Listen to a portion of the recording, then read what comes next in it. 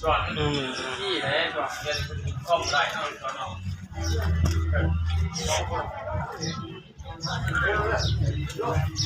ปลาเขาวาวหนังให้มาน้องนี่ยังน้ำมือ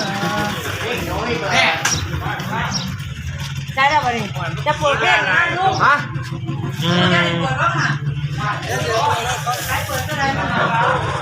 ปวดบ้างหรอปวดแค่ไหนไปเรื่อยๆปวดไม่ว่าถ้าเจ้าปวดจะไปหาปวดดีกว่าอะไรบ้าง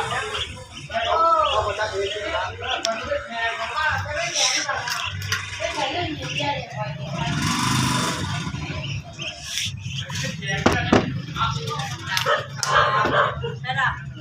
ปวดแค่ว่ามันเราปวดเปี้ยงรู้หรือเปล่า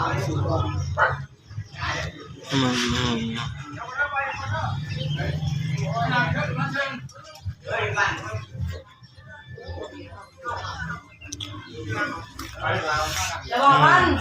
เป็นแขกว่าเปิดตู้เปิดเจ้มุ้ยผา